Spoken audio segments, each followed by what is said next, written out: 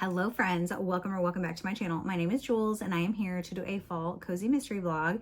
I have not done a cozy mystery vlog in a hot minute, so I am very excited, and fall is my favorite season, so I am definitely excited to get to some of these books. I don't know how many books I'm going to read for this vlog because I literally have like 5 on deck that are fall themed, and then I have some witchy cozy mystery ones, but that's going to be a separate vlog. So I'm not sure. Depends on how fast I read them, I guess. So I may or may not break it up depending on how long it takes me to get through them, you know, so that I can get the content out to you. But I have already started the first book for this vlog, and that is Autumn and Alibis by Jules Machel. I think that's how you say her name. Jules, if you're here and you see this, let me know if I'm saying your name wrong. I'm very excited that we have the same name. Jules did reach out to me a while back and asked if I would be interested in reading her debut novel and reviewing it for her, and I said yes. So she was so kind to send me this copy. Is it not beautiful? Our main character inherits this bookstore from her great aunt, but I'm going to read the synopsis to you and then I will tell you how I'm liking this so far.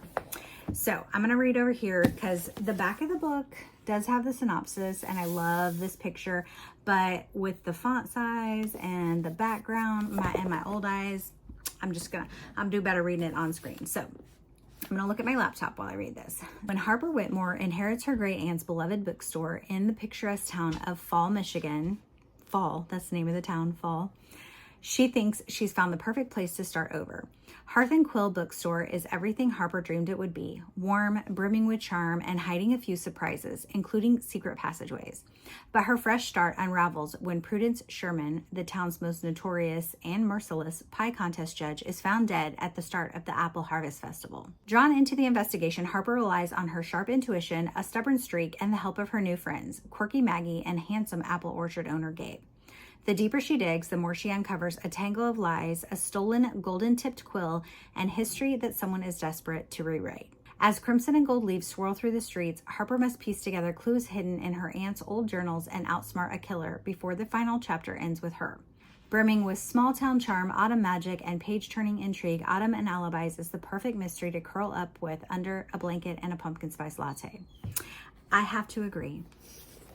Y'all, the cozy vibes in this book are on point. So I did some reading sprints on my channel last night and I started this book, and right off the bat, we get the murder. And I was just like shook. So for those of you that read cozy mysteries, typically the main character finds the body and then it says how they died, but you don't get the actual murder. So we know who gets killed from the synopsis of the book, but the prologue gives us the murder right off the bat. And I'm like, oh snap. And then we jump into Harper moving to Fall, Michigan. So her great aunt died, left her the bookstore, and she shows up at Fall, Michigan, and it is fall all the time. So when she shows up, it's in August, but it looks like it's October. So it's fall all year round in this town. That's how they keep it. It doesn't matter what the weather is. And it's just perfect. Like, all the descriptions just make me want to go to this town. I want to live in this town so bad. So she shows up, she ends up staying at the inn, and Paul is the owner of the inn, and he is so nice. Like, from the get-go, everybody is just so nice in this town. I was like, I need this in my life. I need these people in my life. They're so nice. And then the description of when she actually gets her first peek inside this bookstore. So the bookstore was like, it's closed. Obviously, it's been closed since the aunt has been, I don't know how much time it has gone by, but enough that, like, you know, it's dusty, it needs some cleanup or whatever. And there's, you know, brown paper inside the windows to block, you know, sun or people looking in and whatnot. But when she opens the door and just the description of what she sees in this bookstore, it's just so descriptive. And I just am like, I want to be in this bookstore. If y'all hear background noise, my dog's down here just making noise. He keeps like adjusting himself as he's laying, so his toes are clawing against the ground.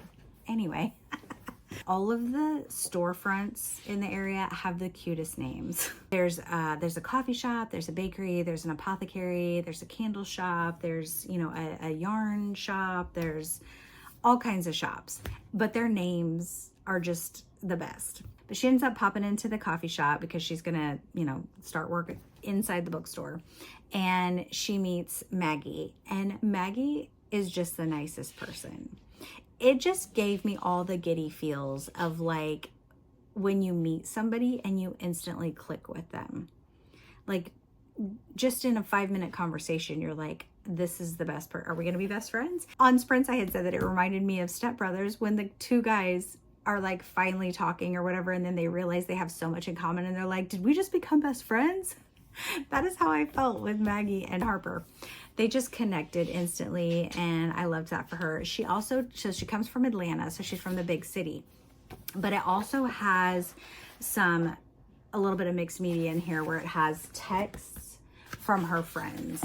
So she has a text group with a couple of her other friends, and it's called Atlanta Girls, I think is what they're, ATL Girls for Atlanta Girls, and it's like their little group.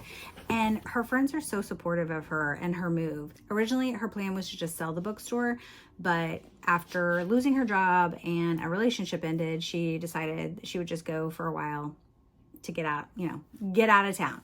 So she shows up, and now she's just like, this place is amazing. She feels so at home. Everyone's so friendly, which they are. Everybody is so, so, so friendly. And then Maggie has some of her friends come and help clean up at the bookstore so that Harper can get ready for like a relaunch, for like reopening the bookshop. And everybody has talked so nicely about her aunt and said that she was so kind and that they have such fond memories at the bookstore and helping her aunt. And like, it's just so sweet. She does have a meet cute with the orchard owner, and I thought that was really cute. There is a little, I don't want to say anything because I don't want to give anything away, but there is an apartment above the bookstore is where she's living. And it's kind of a unique way of getting to the apartment through the bookstore. That's all I'm going to say. So that was fun. And then, she had the meet cute with Gabe. And then Harper came up with an idea to support the other businesses. She suggested putting like a table out in the bookshop that has other products from like all of the other shops. So basically she kind of went to them and was like, I'll buy these products, I'll put them at my shop. It's just kind of a way to like promote your business. So she did that, but then a lot of the shop owners actually like gave her things to, as like a welcoming her. And so everybody was just so nice. So she just had her opening night and it was a great success. So I'm only on page 89, but I am loving it so far. Speaking of apple festivals, we did go to an apple festival on Sunday, and it wasn't fall weather, but that's okay. So there's Lewisburg, Kansas has a cider mill, and we didn't get to go last year, but we try and go every year because we love getting their apple cider donuts. They're so good.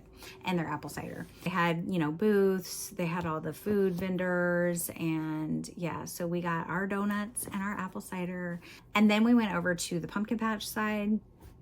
And we didn't actually go into the pumpkin patch because we weren't going to buy any pumpkins there. So I'm going to buy pumpkins probably from Aldi because they got a good deal on. They got big pumpkins. And then we did do the corn maze and it got hot. It was actually really breezy. Like the wind was blowing that day, but when you're in the corn maze, the wind wasn't coming through. So it was getting pretty warm.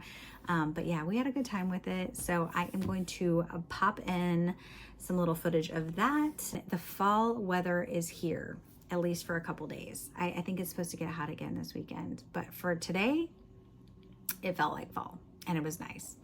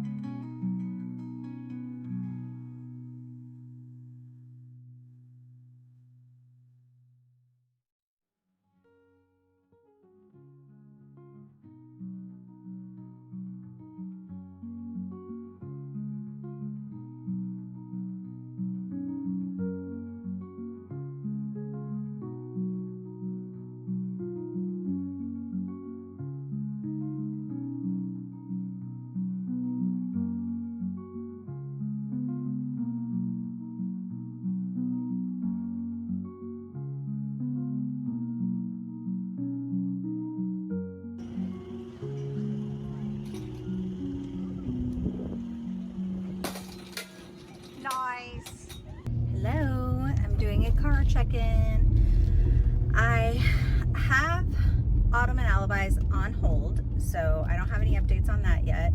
I put that on hold because I had to do a creature feature readathon for Gwen's Patreon, so I was reading all the spooky books, and I'm almost done with that. That readathon ends tomorrow. I do have one graphic novel. It's a Goosebumps graphic novel that I'm going to finish reading for that, but as far as this cozy mystery fall vlog, I am getting ready to start an audiobook because I am running errands, so I always like to listen to an audiobook. So I am going to be starting Mischief Nights Are Murder by Libby Klein. This is book 8 in the series. Love, love, love this series. So it is 3 o'clock on Saturday, and I'm just now leaving the house, and it is warm. It's not warm out, okay? It's like 75, but it's sunshiny. It does not feel like fall yet. So I am doing this fall vlog, and it definitely doesn't feel like fall, but all the books have all the fall vibes, so I love that. So I'm gonna start this, and then I will be back later with some updates. Hello friends, I am back with some thoughts on Mischief Nights Are Murder, but I thought before I give you my thoughts, I would tell you what it's about, because I was starting it when I was in the car, so I didn't get a chance to tell you. But this is the 8th book in the series. I love the series so much. I'm already loving this. So I'm gonna look at my computer because, you know, my eyes, little words. So it says, gluten-free baker Poppy McAllister and her Aunt Jenny were prepared for some pranks as the annual mischief night approached, but they weren't prepared for a murder at their B&B. Poppy is none too pleased when her B&B is coerced into participating in the Kate May Haunted Dinners tour during Halloween season. Though her knack for finding dead bodies has given the place a spooky reputation, the murder house is a completely undeserved nickname. At least it used to be. While Poppy wrangles with some guests who can't stop squabbling with each other, including a paranormal researcher, a very quirky pet psychic who freaks out her portly Persian, and an undercover tabloid reporter eager to catch her staff in a lie, one of them winds up face down in a plate of tiramisu. And now she has bigger worries than getting her house TP'd. So I'm already loving this. I love the vibes. It's around Halloween. So their town has a mischief night, which is the night before Halloween, where kids will go out and prank people, like smashing pumpkins, egging houses, TPing houses, tricks. They do the tricks on mischief night, and then they do the treats on Halloween night when they go trick-or-treating. So Aunt Jenny has a habit of signing things for Poppy on behalf of the B&B, like reservations or contracts, things she shouldn't probably be signing. So she ended up signing their B&B up to be part of this haunted tour. So people paid money to have these tickets to go to different locations in their town and get haunted tours. The B&B is not haunted. One of her guests is a guy who says he's a pet psychic and that can talk to animals. So he's been talking to her cat Figaro. One of the guests is a lady who tries to like debunk people who say they're haunted, but they're not. So like tries to catch them in a scam. And then another of her guests is a camera crew for a paranormal show. And then there's a couple of like professors. One does like research with like paranormal stuff. And the other is the one who's like trying to like debunk them. So all of these people in this one place are not good. They are all like, they know each other. Like some of them know each other and they do not get along and they bicker a lot. So Poppy's freaking out because she's like, I'm either gonna have paranormal activity in my bed and breakfast, or I'm gonna get called out and be like her face all over the internet or the papers that says fraud for pretending to have a haunted B&B. So obviously people are calling the B&B the murder house, not because there was a murder there, but because Poppy's always finding dead bodies. So she does one of the tours, and of course Aunt Jenny's in the background, like making noises and making things move and shift and trying to make it seem like it's paranormal. And Poppy's like, what are you doing? She's like, I'm trying to sell it. So Aunt Jenny's a hoot, as always. Obviously, one of the guests does die at her dinner table.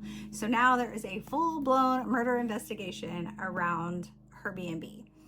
And they have to figure out, they say he was poisoned. So they have to figure out who of all these guests at the dinner table would have had a chance to poison him, and like what, you know, their reasoning was behind it, which a few people had a beef with him. Yeah, I'm just having such a good time with this. The mischief night has happened. and some stuff went down at her house. There was some tricks, and it was hilarious. And this psychic pet guy, he's funny. He's a kook, but he's talking to the squirrels, he's talking to Figaro, he's talking to the raccoons, like all this stuff. And Amber is just like, where do you find these people? She's like, do you put out ads looking for the craziest guests possible? It's just a good time. It's just so fun. I love this series so much. I cannot tell you enough. You need to read this series if you haven't yet. So I went to Half Price Books today, and I was on the search for some Goosebumps books. I always just pop in there every once in a while just to see if they have any, but I also peruse kind of like the mystery section to see if there happens to be any cozy mysteries that I don't have. And there was. I found 2 books in Ellie Alexander's Bake Shop Mystery Series. So I found another one, Bites the Crust. This is book 7. And A Cup of Holiday Fear. This is book 10. I'm not even close to owning this many of them. I only have like 2. But I know that I'm going to collect this whole series, and I know there's a lot in the series. I think I'm going to go on to Thrift Books, and there's another used book website that I always go to, and I always forget it, and I usually get my books from there. So I'm going to pop on those websites and see if I can find any of the ones, leading up to this. Maybe I can at least complete up to the first 10 books of the series. So we'll see. And while I was at Half Price Books, I saw this little 13-month pocket planner. Is it not the cutest? It comes in its own little pocket. I mean, obviously I probably use this for scrapbooking, but it's a little bit wider than the normal ones, but it has some cute little nature stuff. Anyway, Gwen and I are going to do like a little mini daily sticker dump next year. So we are getting these like little pocket calendars, and we're just gonna sticker dump in them for the whole year, little mini stickers. So I do need to order some small stickers for that. And then after Half Price Books, I ran some errands. I had to go to Amazon to return a Bible case that I got. It was too big, so I ordered the smaller size, had to take that back. And then I went to Barnes & Noble because I had to return a pre-order. I pre-ordered Holly twice. So the novella for the Belladonna series, I apparently did a pre-order for it in February and then did it again in July. So I had to take one back. So I returned that. I didn't really see anything I needed, but they had just refunded my card. So it was no biggie. And then I went to Walmart and I bought my mom a bunch of clothes because her clothes be disappearing at the facility. So I bought her a bunch of new clothes, just pants, long sleeve shirts. And then I bought like 8 throws.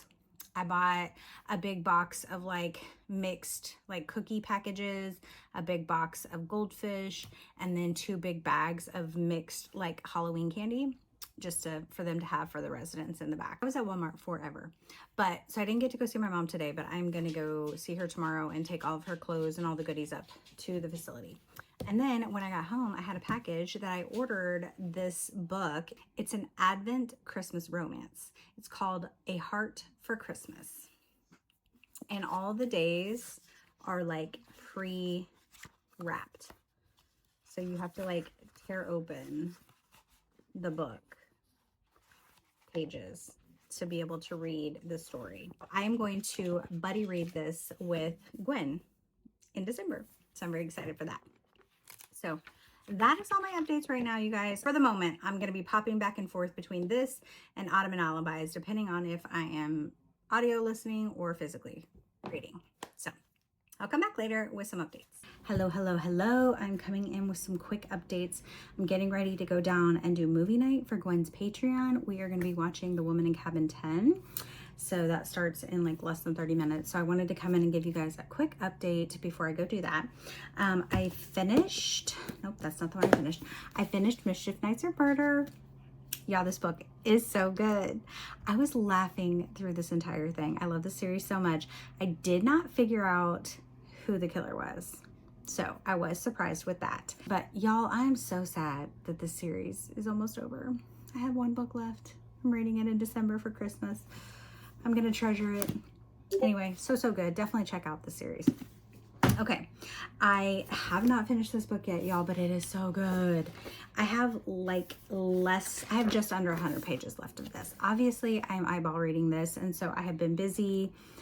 So when I don't have time to just sit down and read, I'm usually listening to an audiobook, but I am really enjoying taking my time reading this. The fall vibes of this book are just immaculate. Like, I literally feel like I want to live. I want to live here. So we have a body now. So the murder weapon was one of her antique quills from her bookshop. So she has a case with a bunch of different like antique quills, like writing pens. And she discovers that one of them was missing after her big grand opening. She didn't think anything about it. She's like, that's weird. Why would somebody take that? She was hoping it just pop back up.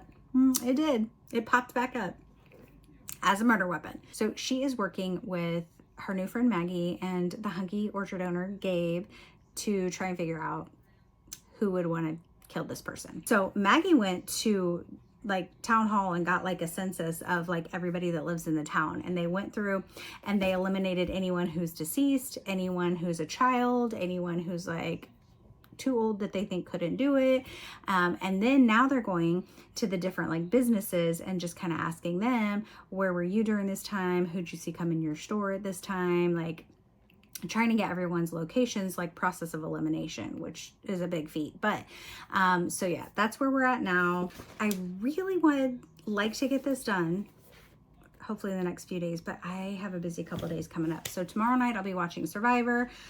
Thursday night I have a author book signing with Megan Quinn. I'm so excited about that. And then we're to the weekend. So maybe I will focus and get it narrowed down this weekend to get it finished by this weekend. In the meantime, I did start another cozy. I started The Ghost and Mrs. Muir. This is book 2 in the Paws and Claws mystery. I'm going to read the synopsis over here for you guys, but it says, Wagtail, Virginia, the top pet-friendly getaway in the United States, is gearing up for a howling good Halloween until a spooky murder shakes the town to its core. Holly Miller doesn't believe in spirits, but the Sugar Maple Inn is filled with guests who do.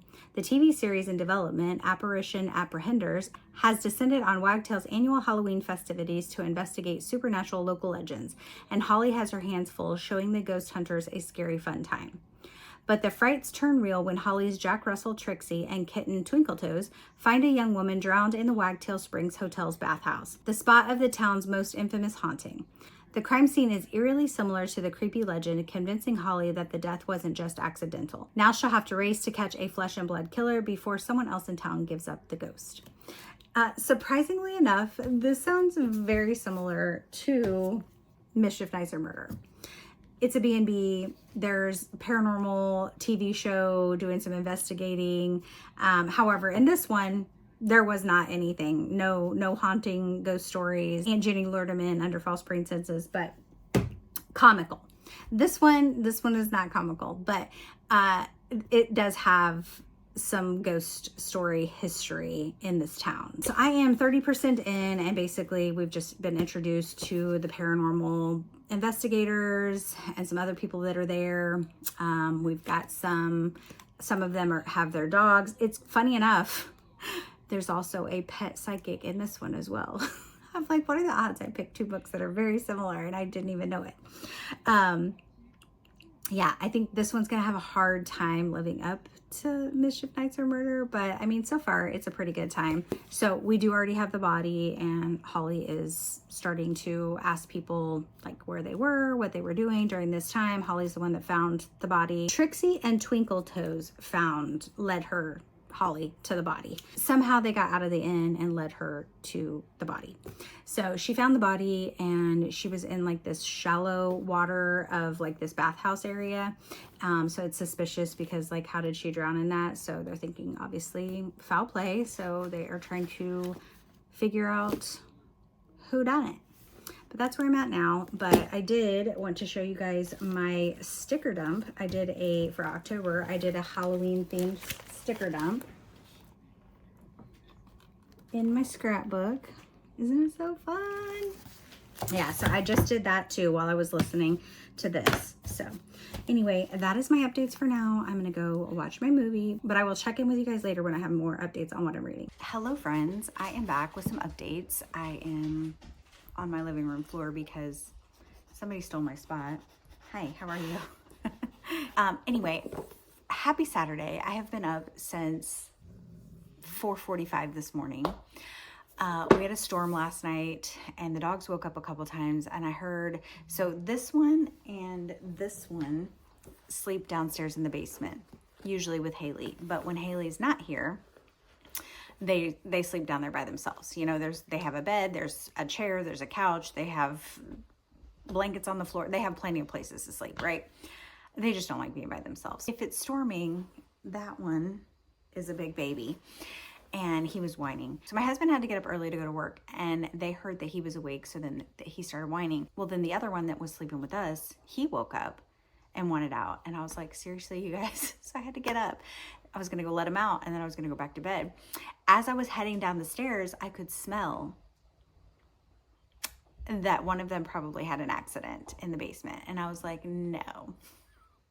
So I went downstairs. Y'all, when I tell you, this dude pooed all over the place. He had the poops, okay?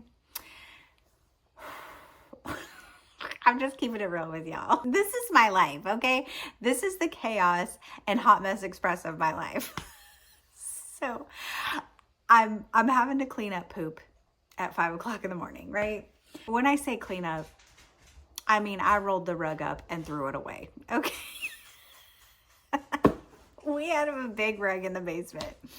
And my daughter was planning on getting a new one anyway, because the type of rug she got is the kind that has like furry. You know what I'm talking about. I don't even know how to explain it. It's not like super furry, but it's like fluffy rug, right? And when things get dirt, crumbs, anything, her bobby pins, her earrings, things get like trapped in it. It doesn't matter if you vacuum it. It doesn't pick stuff up, because like the hair just like falls over. It doesn't like actually, it doesn't suck it up. Anyway, I was like, there is no way I am cleaning out poop out of these little furry fibers. Absolutely not. I did attempt one spot, and I was like, nope, I'm done. I am done. It's going in the trash. So I stayed up and I finished Autumn and Alibis. Y'all, I really, really, really loved this book. This book made me so happy, and I'm actually glad that I just got to sit down this morning and read the last 85 pages that I had left. Like, I blew through like the first 100 pages, but then I had to put it on pause and other things, and I could only pick it up here or there. So like I was reading, 20 pages here, 10 pages here, whatever. And I was like, while I still loved it, I wanted to just sit down and finish it. So I did. I finished it and I loved it. It was so good. I'm giving this 5 stars. I'm highly recommending that you pick this up. This is her debut novel. So I love the Harper, Maggie, Gabe dynamic of them, like basically just talking to everybody in town, sneakily trying to figure out their alibis during the murder. Harper does end up finding a letter from her aunt that was hidden in like a secret compartment somewhere in the bookstore, which it did say that there's probably more that she's going to find, more like nooks and crannies and secret hiding places or things that she may not be aware of, or that even her aunt hasn't found. I love that whole like mystery of finding like a secret compartment or something in there. So her aunt left her a letter. And in that letter, she also had kind of like a notebook where she had been writing down like the history of all the quills that are in the bookstore, which one of them was stolen, and it was the most expensive one. And so she kind of found out the history behind that and who may have been the culprit of stealing that. And in the process of her finding out that information, she also learned some other history about the quill. And yeah, and it was interesting. Like, I'm not a huge history buff, but I did enjoy, the little kind of backstory behind it. I did not guess who the killer was. I mean, the two people that it obviously could have been, I wasn't thinking that it was going to be them, but like, I did not think it was the person that it was. And I didn't put that connection together. And I really enjoyed that there's no romance happened in this, but it's a blossoming romance. It's a romance that's going to be there. You could tell between Gabe and Harper that they they have that connection and that they are probably going to start dating and form that romance. So I liked that it's just kind of a slow burn, like that giddiness of like you look across the room and they're looking at you and you get the little butterflies or your heart skips a beat. Like it was just a lot of fun. Definitely pick this up. If you like cozy mysteries, you love fall vibes, you like found family, slow burn romance, you like to get to know your characters in your books, pick this up. So book 2 is coming out in December and it's called Bonfires and Betrayal. And I am definitely picking it up. And then the 3rd book is coming out in the spring of next year, and it's called Cinnamon and Conspiracies. I am loving that it's got, my friend, I didn't catch on to this, but I was talking to Gwen about the book, and I was telling her the names of it. And this one's A, the 2nd book starts with B, the 3rd book starts with C. I love that. I didn't catch on to that. And she said that, and I was like, oh my gosh. I was like, I love that. Okay, so I'm done gushing about that one. I will have it linked below, the Amazon link. So if you want to go purchase it, you can. I am about 60% through The Ghost and Mrs. Muir. And I got to say, I'm just hanging on by a thread with this one, y'all. They're having this like graveyard party, I guess. And even Holly's like, isn't that disrespectful? And like someone was like, no, we do this every year. We go and everybody goes to the graveyard and we have this big celebration and, you know, whatever. But so, and I don't know if they do like ghost stories or ghost talks or they talk about the, you know, whatever. But there are people in the town that do kind of like this haunted tour type thing where they're like faking things are haunted. So they're doing like little paranormal tricks basically. So it's kind of hard because there's things that are happening that are real tricks that they're doing to make it seem paranormal, but then there's other things that are happening that are people like, is that a trick or is that real? So there's still people that are thinking there's like real paranormal stuff happening. Anyway, yeah, it's just okay. Like I really don't know. Like so apparently the girl that died, she was dressed up like this supposed ghost that they're talking about in this town, this like legend ghost. And I also don't love the narrator. This is just mid for me right now, you guys. So I'm not sure it's something that I will continue. Just depends on kind of how this ends or like what the premise of the next book sounds like. So we'll have to see. So right now I am going to hopefully finish this book. I'm going to listen to it while I do some cleaning, and then I can hopefully come back with some updates, and then I will probably close out this vlog. I'm going to take a little breaky from the cozies after this because I have 2 books that I need to read for book clubs, for Gwen's Patreon and for the Sleep When I'm Dead. I want to get those read, so I'll be reading those next. And then I'm going to jump into my witchy cozy mysteries because I feel like those will be a completely different vibe. I do find sometimes when I do themed cozy mystery vlogs that after I read a few, I'm just kind of like, okay, I'm done with that. I need like a switch up. So I don't know if it's just because they all kind of seem similar, but then I compare them to the other one. Like if I have a really good one that I'm not loving the other one, like in this case, I really, really, really loved The Mischief Nights of Murder. And this one is very similar to it, but it's not as good as it because it's not funny. And I love a funny cozy mystery, y'all. My reading pace is slow right now. And I don't know why. Probably because I'm just doing a bunch of other things. You know, I've been playing on my Switch. I've been watching movies with my husband. We watched the Ed Gein series, Monsters. It was really good, really super creepy, super disturbing, but super good. If you haven't watched it, you should check it out. Thursday night, I did have the Megan Quinn author event. It was so much fun. I got several of my books signed. So I did do a just quick little vlog. It's only like a 10-minute vlog. I'm actually posting, that's going to go up tomorrow, which will be before this one. So it will already be out. You can go check out that video if you want to see how that went. But I will be back soon to give you my final thoughts on this book and to close out this vlog for you. Okay, I am back. I finished this book. And the reason I'm up here in my kitchen is because I realized there's recipes in the back of this book, y'all. Yeah, this book just got better because of the recipes. Stop. It's super quiet in my house today, right, you guys? My husband's working. He's not home. I'm just like, was cleaning and listening to my book. I don't have any music on or anything because I didn't want it to, you know, distract. And I was sitting here. I had just finished it and I'm typing up my review in Goodreads and I hear this like distant sounding, what sounded like a phone ringing. Almost like if you FaceTime someone. but it was very faint. And I was like, where's that coming from? I was like, so then I was like, okay, is it on my husband's laptop? He has his laptop open, but it was a black screen. And so like nothing like popped up. But then I was like, would it? I don't know. And then sometimes my daughter leaves her tablet. She has like a MacBook, I think, or something. I don't know what she has, but like if someone texts her on her phone, it also dings into that. So sometimes I hear that. And I was like, but that's not up here.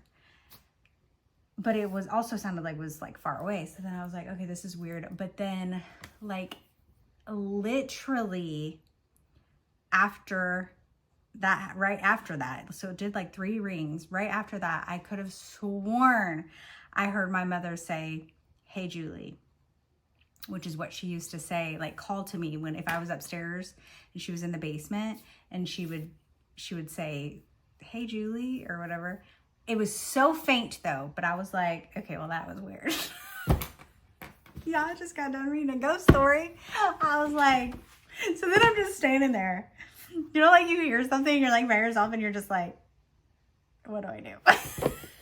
And then the dogs start barking. But then I thought, but after I heard the "Hey, Julie," I also thought I heard like maybe some other talking, like maybe outside. So sometimes like if people are outside, like across the street or walking by, like you can barely hear them, like, you know, if they're talking. I looked outside and there ain't nobody. I looked in this neighbor's. I looked outside. I'm looking everywhere. There's like nobody around. I'll just creep myself out, y'all. Anyway, I do be loving some scary stuff though, you guys. So, yeah, so the last 20% of this book I really did enjoy. I do think there were too many characters in this book. So, for example, she had to give a list of characters. That's how many characters are mentioned in this book. So you have the Apparition Apprehender Ghost Team, which has 1, 2, 3, 4, 5, 6, 7 people on it, right?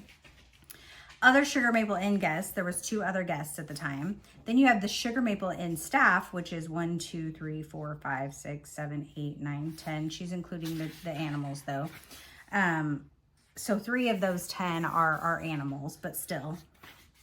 Then you have the residents of Wagtail. There's 1, 2, 3, 4, 5, 6, 7. 7 people. And then you have the ghosts. There's 1, 2, 3, 4, 5. It's a lot. And I think that's probably why I wasn't having a good time through the middle of it, is because they kept like mentioning different ghosts and different people. And I didn't know whose ghosts were related to who, like in these ghost stories that they're telling. And then all the, you know, people that are there, you know, on the ghost tour, and then y'all, it was a lot. Okay. But one of Holly's friends that lives there, she actually has kind of like a side suspicious thing that's happening. So like somebody's like trailing her or kind of like stalking her. And it comes out of why that person is stalking her and why she's being so secretive about everything. It was a bit confusing. Okay. It was a bit confusing, but with that said, you know, it was an average read. I did enjoy the last part of it more, and there's recipes, so that bumps it up for me already. Okay, y'all, I'm gonna make a pumpkin cake out of this recipe right now. That's why I'm in my kitchen. So there's another recipe in here I want to try too, but I don't have one of the ingredients. So and the recipes, it has recipes for dogs and then recipes for people. So there's a chunky cheesy chicken, which is for dogs. There's a recipe for apple chunk muffins. That is what I wanted to make, but I did not have any applesauce, so could not make that one.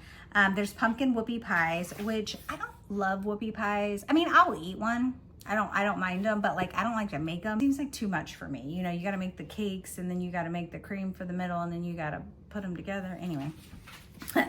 And then there's a recipe for pumpkin cake with cream cheese frosting. I have all those ingredients. That is what I'm gonna make. They have mini meatloaf mummies, which that says it could be for people and dogs. Pumpkin pancakes with chocolate chips. There's spider eggs, which are deviled eggs. And then there's some drinks. There's Hair of the Dog's zombie brains and Voodoo Witch Doctor, which they did go to this party that they had these like drinks at, which was kind of fun. And they did have, you know, talk of everyone's costumes, but they were dressed up for Halloween. And so I like that. That was a lot of fun. But anyway, we're about to make this cake. I am going to settle on 3.5 stars for this. I am going to continue in the series because I looked back and I gave book 1 4 stars. And this one, like I said, it was kind of a 3-star. I think I probably would have liked this better if I hadn't have just read Mischief Nights or Murder. And only liked that one better because it was very funny. But since they were like along kind of the same premise, and this one was more serious and ghosty, I feel like if I hadn't read the other one, I probably would have given this one a 4 stars. But that one just kind of, I was comparing too much, I think. The next one is set in January, and it's like a murder mystery type thing, which those are always fun. And then the book after that is like a dating matchup thing and talking about like Cupid's, I think it's probably maybe around like Valentine's Day or whatnot. And then the one after that is in Christmas, which I may do like a Christmas in July because I didn't do that this year. But last year I read Christmas Cozies in July, so that was a lot of fun. So my plan's gonna be to continue in this series next year. So I am going to end this vlog with making this cake. If I don't end up doing an outro, hopefully I can come back and taste this cake and do like a final sign off. But if I don't, I'll catch you in the next one.